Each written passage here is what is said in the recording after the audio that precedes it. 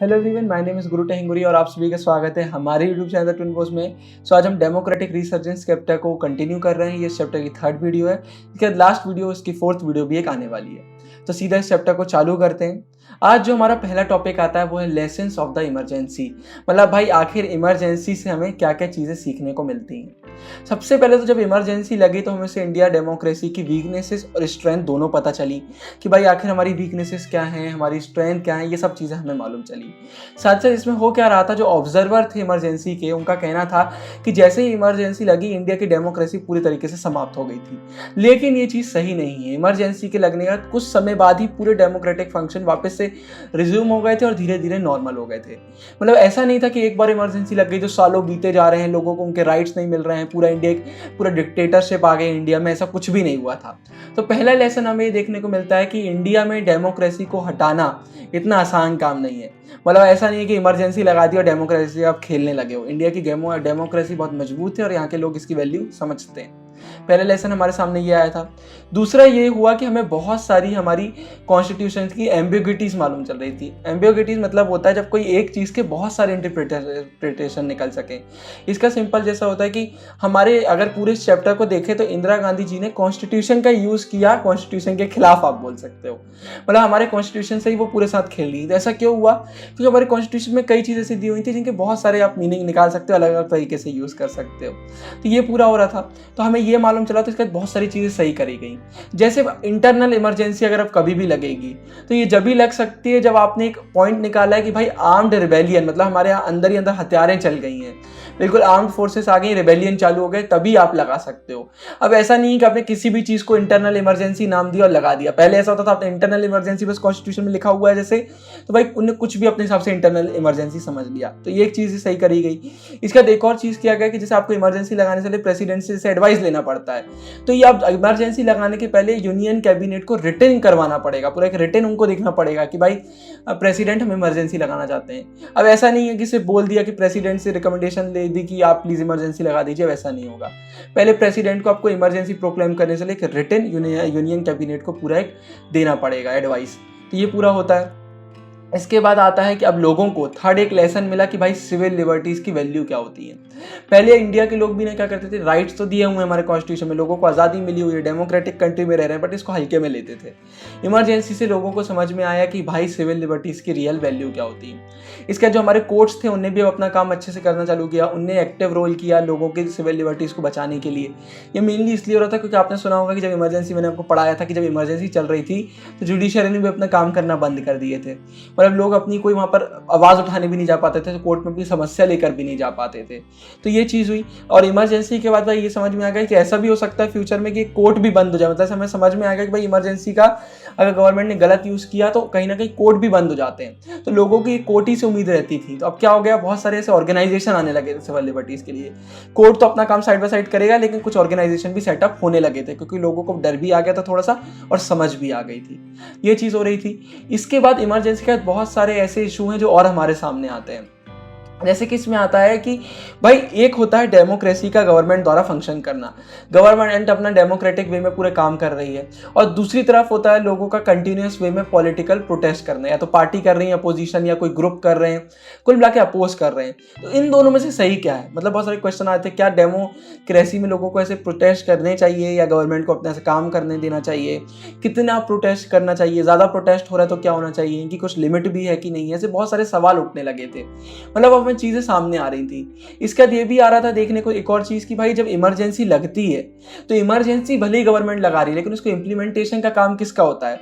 हमारी पुलिस का होता है और हमारे एडमिनिस्ट्रेशन का हो रहा है। लेकिन यहाँ पर एक चीज़ देखने को ये मिली थी इमरजेंसी के समय में कि इवन दो पुलिस और एडमिनिस्ट्रेशन वाले पूरा इंप्लीमेंट कर रहे थे, लेकिन इनको खुद से काम करने कुछ नहीं मिल रहा था। ये पूरे गवर्नमेंट के अंदर में काम कर रहे थे। मतलब शाह रिपोर्ट में भी सामने आया है कि पुलिस वाले हो गए, एडमिनिस्ट्रेशन हो गए, ये बिल्कुल आप बोल सकते हो गवर्नमेंट के आदेशों पर चल रहे थे। इनकी खुद की तो कोई फ्रीडम इनको दी नहीं थी। मतलब इनको तो आपने बिल्कुल अपने चपेट में ले लिया था। जब आप इनको अपने चपेट में ले लोगे तो अपना काम कैसे से करेंगे? और फिर सबसे बड़ी बात यह है कि इमरजेंसी खत्म होने का इस प्रॉब्लम का अभी तक कोई सोल्यूशन नहीं आया है। ये प्रॉब्लम होती है, आपने कई बार सुना होगा, कई एडमिनिस्ट्रेशन वाले रिजाइन कर देते हैं, ये बोलते हैं कि गवर्नमेंट हमको अच्छे से काम करने नहीं देती है। कई पुलिस वाले परेशान हो जाते हैं कि गवर्नमेंट हमें अच्छे से काम करने नहीं देती है। तो ये कुछ प्रॉब्लम है जिनका सोल्यूशन अभी तक कुछ अच्छा हमें मिला नहीं है। अब इसके बाद जो हमारा अगला टॉपिक आता है वो है पॉलिटिक्स आफ्टर इमरजेंसी। अगर हम बात करें इमरजेंसी के लेसन से, तो एक बहुत ही वैल्यूएबल और एक बहुत ही लंबे तक समय तक चलने वाला एक लेसन हमें मिला था इमरजेंसी का जब इलेक्शन हुए थे। उसमें और बहुत सारी चीज़ें ऐसी थी जो हमें क्लियर हो गए थे। और खासकर अगर हम बात करें 1977 इलेक्शन की जो इमरजेंसी के बाद हुए थे, वहाँ पर हमें जो सबसे बड़ा इम्पैक्ट देखने को मिलता है वो हमारा नॉर्थ इंडिया साइड में देखने को मिलता है, क्योंकि नॉर्थ इंडिया साइड जो हमारा इंडिया का एक ऐसा एरिया था जहाँ पर इमरजेंसी के इम्पैक्ट सबसे ज़्यादा देखने को मिले थे। साउथ में इमरजेंसी के इतने इम्पैक्ट नहीं थे, मेनली हमें नॉर्थ साइड में देखने को मिल रहे थे। तो मेनली अब जितनी भी अपोजिशन पार्टी थी जो इलेक्शन में खड़ी हुई थी, वो सब अपने एक स्लोगन लेकर आए थे, सेफ डेमोक्रेसी। मतलब कुल मिला के जहाँ पर इलेक्शन होते हैं, हमें बात होती है कोई इलेक्शन जीतने के बाद कोई पार्टी क्या करेगी, कैसे होगा, बहुत सारे टॉपिक और बात होती है। लेकिन इमरजेंसी का जो मेन इलेक्शन हो रहा था, वहाँ पर मेन मुद्दा यही था कि भाई ये इमरजेंसी के जो बुराइयां हुई हैं इनसे हम आपको अब बचाएंगे फ्यूचर में। मतलब कुल मिला के इमरजेंसी एक मेन मुद्दा सामने आ रहा था। मतलब अगर लोग वोट भी कर रहे थे तो इमरजेंसी को दिमाग में रखकर वोट कर रहे थे। अगर उन्हें इमरजेंसी का कुछ फायदा दिख रहा था तो वो उसके हिसाब से कर रहे थे, कोई नुकसान दिख रहा था तो वो उससे हिसाब से कर रहे थे। पूरा इमरजेंसी का एक मेन रोल आ गया था। तो मेनली अपोजिशन वाले सब बोल रहे थे सेफ डेमोक्रेसी। मतलब सबका यही कहना था भाई कि इमरजेंसी से हमने इमरजेंसी एक बहुत खतरनाक पीरियड आ गया, अब हमें डेमोक्रेसी को बचाने की जरूरत है। और बहुत सारे लोग हैं जिनने इसी कारण से वोट भी किया था। ये चीज़ आई क्योंकि क्लियर हो गया था कि जब बाद में स्टेट लेवल इलेक्शन हो रहे थे तो बहुत जगह ऐसी थी जहाँ पर कांग्रेस हार रही थी। क्लियर हो रहा था कि भाई इमरजेंसी, लोग समझ चुके हैं कि इमरजेंसी क्या एक बेकार चीज़ कांग्रेस ने करी और लोग अब बदला ले रहे हैं। ये पूरा हुआ। तो 1975 से 1977 का जो पीरियड था, यहाँ पर हमारा एकदम से जो डेमोक्रेसी का फाउंडेशन है वो बहुत ही स्ट्रांग हो गया था। तो एक पॉजिटिव साइड ये आया था। अब सीधा बात कर लेते हैं 1977 के लोकसभा इलेक्शन की, भाई क्या हुआ। तो इमरजेंसी के जस्ट 18 मंथ्स बाद ये इलेक्शन करवाया गया गवर्नमेंट द्वारा। गवर्नमेंट ने बोला भाई अब डिसाइड कर लेते हैं, अब इलेक्शन कर देते हैं। तो पूरे लीडर जितने भी एक्टिविस्ट को जेल में डाला गया था उन सबको छोड़ा गया। इनको पूरा करके फिर सीधे मार्च 1977 इलेक्शन रखे गए। अब जिन्हें जेल से छोड़ा गया उनके पास बहुत ही कम टाइम बचा था पूरा प्रिपरेशन करने का इलेक्शन के लिए। लेकिन फिर भी पूरे जितने भी हमारे पॉलिटिकल डेवलपमेंट है बहुत तेजी से बढ़ रहे थे, पूरे चलते गए। और एक कांग्रेस के खिलाफ बात ये हो गई थी कि हमने पढ़ा इमरजेंसी के पहले ही जो अपोजिशन पार्टी थी वो आपस में क्लोज होती जा रही थी। तो इमरजेंसी के बाद तो अपोजिशन एकदम स्ट्रांग हो गया था, वो बहुत ज़्यादा ही सब क्लोज हो गए थे। कांग्रेस अकेला सा पड़ गया था। अब पूरे ये सब जितने भी अपोजिशन पार्टी वाले हैं सब एक हुए और इनने अपनी एक खुद की पार्टी बनाई, जनता पार्टी। जितने भी अपोजिशन वाले थे इनकी एक जनता न्यू पार्टी एक फॉर्म हुई थी जनता पार्टी नाम से। और इसके लीडर कौन बनाए गए थे? जेपी नारायण। भाई इनका बहुत ही बड़ा रोल है इस पूरे चैप्टर में, इनको लीडर बनाया गया। और उसके बाद कई कांग्रेस के ऐसे लीडर जो इमरजेंसी के अपोज में थे उनने भी जनता पार्टी को ज्वाइन किया। और कई ऐसे लीडर जो अपोज में थे कांग्रेस के लेकिन वो जनता पार्टी ज्वाइन नहीं करना चाहते थे, तो उन्होंने अपनी पार्टी बनाई थी जिसका नाम था कांग्रेस फॉर डेमोक्रेसी। और इसके जगजीवन राम लीडर बनाए गए थे। लेकिन बाद में ये पार्टी भी जनता पार्टी के साथ मर्ज हो गई थी। तो ये हुआ था, ये थोड़ा इंपॉर्टेंट है, आप याद रखिएगा। इसका जो जनता पार्टी ने इलेक्शन ये हो रहे थे तो जनता पार्टी में जैसे मैंने आपको बताया कि पूरा इमरजेंसी के उसमें करवाए जा रहे थे। जनता पार्टी पूरी यही बात कर रही थी कि हम इमरजेंसी ने जो किया है वो फ्यूचर में नहीं होगा, हम कैसे सब चीज़ें वापस से सही करेंगे। तो पूरा मतलब इलेक्शन के इस बार आजू बाजू जो घूम रहा था इलेक्शन वो इमरजेंसी का आजू बाजू था। तो ये हुआ। तो यहाँ पर मेनली ये कैंपेन जो फोकस हो रहा था वो ये हो रहा था कि नॉन डेमोक्रेटिक जो कैरेक्टर हैं जो हमारी गवर्नमेंट के हुए हैं, फिर बहुत सारे जो एक्सेस गवर्नमेंट ने किए, बहुत सारा दुरुपयोग किया इमरजेंसी का, उस पर पूरी बात हो रही थी। साथ ही प्रेस पर सेंसरशिप लगी, इतने सारे लोगों को जेल में डाल दिया। तो पूरी पब्लिक ओपिनियन जितने थे वो कांग्रेस के अपोज में ही जा रहे थे कि बिल्कुल ये अपोज में हो रहा है। तो मेनली जो जेपी नारायण है इनको रिस्टोरेशन ऑफ डेमोक्रेसी के सिंबल से देखा जाता है। बिल्कुल याद रखिएगा, बहुत इंपॉर्टेंट क्वेश्चन आता है कि किसे ऐसा एक सिंबल देखा जाता है कि वो डेमोक्रेसी को रिस्टोर करेंगे, तो वो जेपी नारायण थे, इनका हुआ। और इसका सबसे बड़ी चीज़ ये हुई थी कि जब जनता पार्टी बन गई तो अब एक चीज़ तय हो गई थी कि भाई जो अपोजिशन के वोट हैं वो बटेंगे नहीं। मेनली प्रॉब्लम क्या होती थी, कांग्रेस को वोट आ गए, बाकी इतनी सारी पार्टियों में वोट बढ़ जाते थे। लेकिन अब सब पार्टी एक आ गई है तो उनकी वोट सब अपने आप बढ़ने वाले हैं क्योंकि ऐसा वो सिंगल पार्टी अब सबके सामने आए। तो मेन चीज़ याद है कि भाई अब कांग्रेस का परेशानी का समय आ गया है। इसका जब इलेक्शन का रिजल्ट आया तो सब एकदम शॉक थे, सरप्राइज हो गए थे सब, क्योंकि भाई पहली बार ऐसा था इंडिपेंडेंस के बाद कि जब कांग्रेस पार्टी लोकसभा इलेक्शन हार गई थी। कांग्रेस को मात्र 154 सीट्स मिली थी लोकसभा में, जो कि 35% पॉपुलर वोट शेयर से भी कम था। जनता पार्टी और उसके अलाइज की बात करें तो इन लोग टोटल 330 सीट्स जीते थे आउट ऑफ 542। और अगर मात्र जनता पार्टी की बात करते तो अकेले में ही 297 सीट जीती थी, जो अपने आप में मेजॉरिटी के लिए क्लियर मेजॉरिटी था मतलब। तो कुल मिला के पूरा जनता पार्टी का गवर्नमेंट इधर हो गया। कांग्रेस के अपोज में एकदम नॉर्थ इंडिया में तो वेव सी चल गई थी। अगर हम बात करें बिहार, उत्तर प्रदेश, दिल्ली, हरियाणा और पंजाब की, तो यहाँ पर तो कांग्रेस एक कॉन्स्टिट्यूएंसी से भी नहीं जीत पाई थी। और फिर अगर हम बात करते हैं मध्य प्रदेश, राजस्थान से, तो यहाँ मात्र एक एक सीट ऐसी थी जहां से कांग्रेस आ पाई थी। आप समझ सकते हैं कांग्रेस का क्या हाल था। उसके बाद जो कांग्रेस के गढ़ बोले जाते थे, रायबरेली हो गया, अमेठी हो गया, यहाँ से भी हार गए थे। रायबरेली से इंदिरा गांधी जी हार गई थी, अमेठी से संजय गांधी हार गए थे। मतलब अपने ही जो इनके एरिया माने जाते हैं वहां से तक ये हारने लगे थे। तो एक बहुत शॉकिंग चीज़ हमारे सामने आई थी। लेकिन एक और चीज़ हमें समझना चाहिए कि ऐसा नहीं था कि कांग्रेस पूरे इंडिया से हार चुकी थी। ऐसी बहुत सारी जगह थी, जैसे महाराष्ट्र, गुजरात, उड़ीसा हो गया। और अगर हम सदर्न स्टेट की पूरी बात करें तो कांग्रेस बहुत मेजॉरिटी से जीत रही थी, क्योंकि मेनली जैसा मैंने आपको बताया, इमरजेंसी का जो एक पूरा इम्पैक्ट था वो पूरे इंडिया में इक्वली डिवाइड नहीं हुआ था। हमारे सदर्न एरिया में इतना कोई नहीं था, साउथ इंडिया में ज़्यादा कोई प्रॉब्लम नहीं थी, मेनली नॉर्थ साइड में हो रहा था। क्योंकि नॉर्थ साइड ही ऐसा ही था जहाँ पर फोर्स स्टीरिलाइजेशन हो गया, गरीबों को जो डिस्प्लेस किया जा रहा था, रिलोकेट किया जा रहा था फोर्स कर करके, ये सिर्फ नॉर्थ एरिया में ज़्यादा देखने को मिल रहा था। हमारे साउथ के एरिया में इतना नहीं था। तो मेनली जो प्रॉब्लम कांग्रेस को हुई थी वो हमारे नॉर्थ के एरिया में हो रही थी। और इसके बाद एक और चीज़ ये हो रही थी कि जैसे नॉर्थ इंडिया की अगर हम बात करें तो नॉर्थ इंडिया में ना पॉलिटिकल कंपटीशन जो था, यहाँ पर भी अब कुछ चीज़ें एकदम से चेंज हो रही थी। ये पॉलिटिकल कंपटीशन का पूरा नेचर चेंज हो रहा था।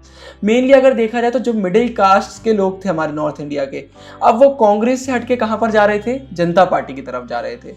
जनता पार्टी की तरफ पूरे वो एक आ गए थे। तो सिंपल सी बात ये है कि ये भी समझना चाहिए कि पूरा ऐसा नहीं है कि सिर्फ इमरजेंसी के बारे में हुआ इलेक्शन।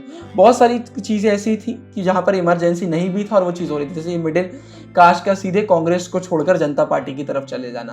तो ये कुछ चीज़ें हमारे सामने आती हैं। अब इसके बाद हमारा अगला टॉपिक आता है जनता गवर्नमेंट। अब आपको लग रहा होगा भाई कि जनता गवर्नमेंट इतनी मेजॉरिटी के साथ आई है तो इसने बहुत अच्छे से काम किया होगा और बहुत सालों तक रही होगी। लेकिन ये चैप्टर भाई एक एक सेकंड में बदलता है। तो आपको ये जानना ज़रूरी है कि ज़रूरी नहीं कि अगर किसी को मेजॉरिटी मिली है तो वो बहुत समय तक रह पाए या वो एक स्टेबल गवर्नमेंट फॉर्म कर पाए। बहुत सारी चीज़ें ऐसी होती हैं जो ये चीज़ दिखाती हैं कि भाई ये गवर्नमेंट काम कर पाएगी कि नहीं कर पाएगी। सिर्फ मेजॉरिटी एक रीज़न नहीं होता है, बहुत अलग रीज़न भी आते हैं। सबसे पहला ये हुआ कि भाई अब इलेक्शन तो जीत गए, लेकिन पीएम किसको बनाया जाए। अब जनता पार्टी में बहुत बड़े बड़े लीडर थे तो कंपटीशन भी बहुत ज़्यादा था। तो हमारे सामने 3 ऐसे बड़े लीडरों के यहाँ पर नाम आते हैं जिन्हें प्राइम मिनिस्टर बनाने की बात चल रही थी। सबसे पहला नाम आता है मोरारजी देसाई, जो कि इंदिरा गांधी जी के राइवल बन चुके थे 1966-67 के बाद। सिंह के बारे में हमने पहले भी देखा है। इसके बाद दूसरे आते हैं चरण Singh. He was a farmers leader from UP और साथ ही साथ भारतीय लोक दल के लीडर भी थे। इसका तीसरा नाम हमारे सामने आता है जगजीवन राम, जो कि एक बहुत ही एक्सपीरियंस सीनियर मोस्ट मिनिस्टर में से एक थे कांग्रेस के। मतलब इनके पास बहुत एक्सपीरियंस था। तो अब इन तीनों में से किसको बनाया जाए, तो बाद में डिसाइड किया गया थोड़ा स्ट्रगल करके यार मोरारजी देसाई को बना दिया जाता है पीएम। लेकिन मोरारजी देसाई जब पीएम बने तो उसका जो अंदर का स्ट्रगल चल रहा था ना पावर का इनकी गवर्नमेंट में, उसको ये ठीक नहीं कर पाए। और इसके बाद क्या हुआ, जो ये जनता पार्टी फॉर्म हुई थी, बार बार ये बोलते हैं कि हम इमरजेंसी को अपोज करते हैं, इमरजेंसी को अपोज करते हैं, ये अपने आप को ज़्यादा दिन एक नहीं रख पाए। मेनली क्रिटिक्स का कहना है कि इनका टूटने के बीच मेन रीज़न था कि इनके पास डायरेक्शन, लीडरशिप और कॉमन प्रोग्राम की एक बहुत बड़ी कमी थी। और जो ये बातें कर रहे थे उतने बड़े फंडामेंटल चेंज कोई भी अपनी लेकर ही नहीं आ पाए। इन्हें पॉलिसीज़ की बात करी थी, बहुत चीज़ें बोली थी, लेकिन इतना कुछ ये कर नहीं पाए। इन्हें कांग्रेस की जितनी बुराई करी उस चीज़ को भी इतना सुधार नहीं पाए थे। इनकी प्रॉब्लम आई तो मेनली जनता पार्टी भी स्प्लिट हो गई, आप सब समझ ही गए होंगे। मोरारजी देसाई जो पीएम बने थे, मात्र 18 महीने में इनकी गवर्नमेंट की मेजॉरिटी चली गई। इसके बाद फिर से एक गवर्नमेंट फॉर्म करी गई जिसके लीडर बनाया गया चरण सिंह। और मेनली यहाँ पर कांग्रेस पार्टी ने बोला था कि हम आपको अपना सपोर्ट देंगे, लेकिन बाद में कांग्रेस पार्टी ने डिसाइड किया कि नहीं, अब हमें हमारा सपोर्ट हटाना है, तो ने अपना सपोर्ट विड्रॉ कर लिया। इसके चरण सिंह की जो गवर्नमेंट फॉर्म हुई थी वो मात्र 4 महीने ही रह पाई। अब जब ऐसा हो गया, मेजॉरिटी चली गई, तो जनवरी 1980 में फिर से फ्रेश लोकसभा इलेक्शन करवाए गए, जहां पर जनता पार्टी को बहुत बुरी तरीके से हार मिली। इसका सिंपल रीज़न ये है भाई कि 1977 में जब इलेक्शन हुआ तो आपको मेजॉरिटी के साथ जनता ने वहां पर खड़ा किया था, एक विश्वास के साथ, एक ट्रस्ट के साथ आपको खड़ा किया था। और जब आप काम नहीं कर पाओगे तो लोग क्यों आप पर फिर से विश्वास करेंगे। तो जो पार्टी 1977 में अपने झंडे गाड़ी थी 1980 के इलेक्शन में, वो बहुत बुरी तरीके से हार गई। कांग्रेस की पार्टी को 1971 में फिर से बहुत बड़ी एक विक्ट्री मिल गई।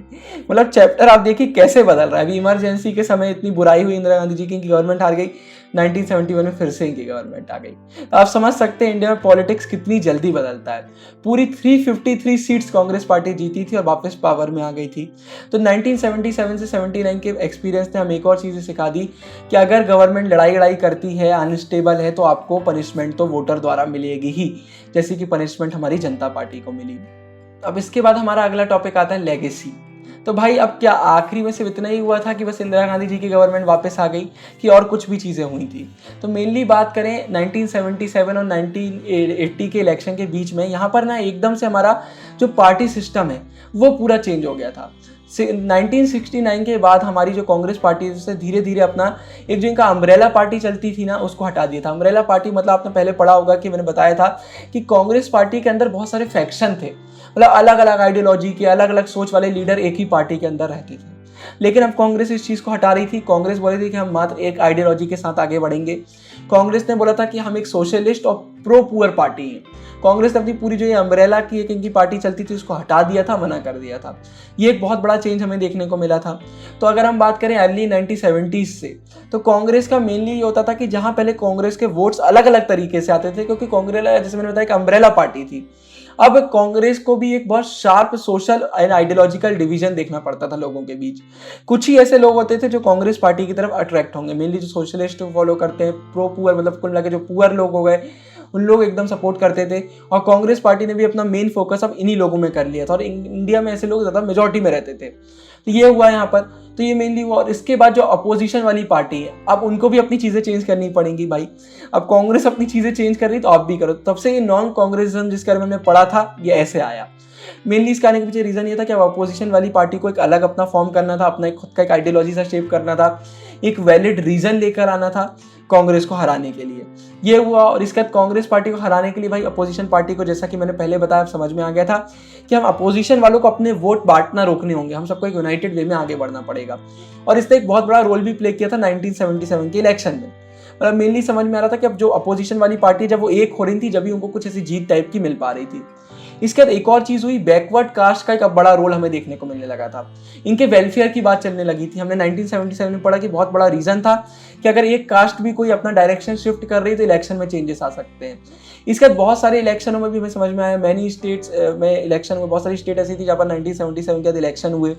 असेंबली इलेक्शन में भी ये समझ में आया कि भाई कुछ ऐसे बैकवर्ड लीडर्स थे जिनको हमने सामने खड़ा किया, तो उनकी वजह से हमें बहुत जीत मिल रही है। अगर हम बैकवर्ड लोगों के रिजर्वेशन की बात करते हैं, इनके वेलफेयर की बात करते हैं, तो कहीं ना कहीं प्रॉफिट होता है। तो अभी एक अलग से मुद्दा हमारे सामने आने लगा था। इसके बाद मंडल कमीशन, इसके बारे में हम नेक्स्ट चैप्टर में पढ़ेंगे। मंडल कमीशन आ गई थी, जनता पार्टी गवर्नमेंट के अंदर ने अपॉइंट किया था, जहाँ पर पूरा यही रिजर्वेशन की मेनली बात हो रही थी, ओबीसी से। हम आगे पढ़ेंगे, उसका भी ज़्यादा डिस्कस नहीं करेंगे। तो ये पूरा आ रहा था, मतलब हमें समझ में आ गया था कि बहुत सारी चीज़ें चेंज हो रही हैं। अब एक बैकवर्ड कास्ट का भी एक नई चीज़ हमारे सामने आ गई थी। और इसके बाद अगर ओवरऑल हम बोले यार ये इमरजेंसी का पीरियड आखिर था क्या, तो ये एक पीरियड ऐसा था जहाँ पर हमारे कॉन्स्टिट्यूशनल क्राइसिस बहुत हो रहे थे, साथ साथ पॉलिटिकल क्राइसिस बहुत हो रहे थे। कॉन्स्टिट्यूशनल क्राइसिस का सिंपल सा मीनिंग ये भाई, हमारी जुडिशरी और लेजिस्लेचर के बीच में इतनी लड़ाई चल रही थी। हमने पढ़ा सुप्रीम कोर्ट और हमारी पार्लियामेंट कैसे लड़ रही थी, जो अपने आप एक बहुत बेकार चीज़ है। जब ये चीज़ फॉर्म करी गई थी तो ये सोचकर नहीं करी गई थी कि आपस में लड़ने लगेंगे ये। तो पूरा कॉन्स्टिट्यूशनल क्राइसिस देखने को मिलता है, साथ साथ पॉलिटिकल क्राइसिस देखने को मिलता है। कांग्रेस ऐसी पार्टी जो मेजॉरिटी में थी, उसने ये बोला कि भाई हम डेमोक्रेटिक प्रोसेस को सस्पेंड कर देंगे इमरजेंसी लगा के। मतलब एक पार्टी जो मेजॉरिटी में वो ऐसा कैसे करेगी। साथ ही साथ कॉन्स्टिट्यूशन में ऐसी चीज़ें जो दी गई थी, जो स्पेशल पावर दी गई थी पार्टी को, ये सोचकर दी गई थी कि जितनी भी हमारी गवर्नमेंट आएंगी इंडिया में, वो सब कॉन्स्टिट्यूशन की रिस्पेक्ट करेंगी, साथ साथ उन पावर का सदुपयोग करेंगी, उनको जब नीड होगी जब भी ज़रूरत करेंगे। लेकिन एक इतनी गंदी चीज़ हमारे सामने आती है कि कितना गलत यूज़ इसका किया गया। मतलब हमारे यहाँ जितने भी कॉन्स्टिट्यूशन मेकर्स हैं उन्होंने एक बहुत अच्छे वे में पावर्स दी थी। तो हमें समझ में आया कि यार इतने खुलकर भी पावर नहीं देना चाहिए था, क्योंकि गवर्नमेंट ज़रूरी नहीं हर बार इस लायक की हो कि वो सब चीज़ें सही से यूज़ करे, वो गलत चीज़ भी कर सकती है। इमरजेंसी में बहुत ज़्यादा अब्यूज़ हुई थी ये चीज़ों का, तो अपने आप में ये चीज़ हमारे सामने आता है। तो मतलब कुल मिला के हमें समझ में आता है कि कहीं ना कहीं एक पॉलिटिकल क्राइसिस भी बहुत बड़ा था। ओवरऑल बात करें पॉलिटिकल क्राइसिस और कॉन्स्टिट्यूशन क्राइसिस की, तो जो पॉलिटिकल क्राइसिस था वो ज़्यादा सीरियस था, क्योंकि भाई अगर वो इमरजेंसी कैसे मिसयूज़ करेंगे तो हमारा पूरा इंडिया भी हिल कर रख सकता है, मतलब पूरे इंडिया को तबाह करने की दम रख रहे थे। तो ये एक गलत चीज़ हुई थी। इसके बाद एक और हमें मालूम चला था कि भाई जो प्रोटेस्ट हो रहे थे इतने बड़े बड़े, कि हमारे यहाँ जो लोग कर रहे थे कि डेमोक्रेसी के लिए प्रोटेस्ट हो रहा है कि भाई गवर्नमेंट अच्छे से काम नहीं कर रही तो प्रोटेस्ट हो रहे हैं, या कोई भी मुद्दे को लेकर प्रोटेस्ट हो रहे हैं, अपनी एस्पिरेशन के लिए प्रोटेस्ट हो रहे हैं। तो यहाँ पर एक बहुत टेंशन दिख रही थी इंस्टीट्यूशन बेस्ड डेमोक्रेसी की, और एक डेमोक्रेसी है जहाँ पर पॉपुलर पार्टिसिपेशन होता रहता है। बहुत बात चली थी क्या सही है क्या गलत है, और यहाँ पर ये भी मुद्दे आ रहे थे कि क्या इतने प्रोटेस्ट होते हैं, इसका सीधा मीनिंग ये है कि गवर्नमेंट लोगों के एस्पिरेशन पूरी नहीं कर पा रही है। बहुत सारे रीजन हो सकते हैं। अगर कुल मिलाकर हम बात करें इतने प्रोटेस्ट हो रहे हैं तो क्या रीजन होंगे, क्या ये गवर्नमेंट को टारगेट कर रहे हैं लोग, क्या गवर्नमेंट अपने काम अच्छे से नहीं कर रही है, या बहुत सारी ऐसी चीजें जहाँ पर गवर्नमेंट का ध्यान ही नहीं जाता है। ये बहुत सारे क्वेश्चन हमारे सामने आते हैं, लेकिन इसका आपको आंसर मिलेगा हमारे अगले चैप्टर में। जो बच्चे अभी कोरोना वाले पीरियड में हैं उनको शायद इसका आंसर नहीं मिल पाएगा। अगर आप बाद में देखें तो वीडियो जरूर देख सकते हैं आगे वाले चैप्टरों की, जिस बार डिलीट हो गए। सारे ही चैप्टर पॉलिटिकल साइंस के बहुत इंटरेस्टिंग और बहुत ही इंपॉर्टेंट होते हैं। तो इसी के साथ हमारी वाली वीडियो खत्म होती है। अब आपसे मैं सीधे मिलूंगा लास्ट वीडियो में, बहुत छोटी होगी, वहाँ पर हम थोड़े से नए टॉपिक कवर करेंगे। अगर आपको वीडियो अच्छी लगी तो वीडियो को लाइक कीजिएगा, चैनल को सब्सक्राइब कीजिएगा। बाकी मैं तो मिलता रहूंगा नए वीडियोस में, तब तक के लिए साइनिंग ऑफ, गुरु टेंगरिया, बाय बाय।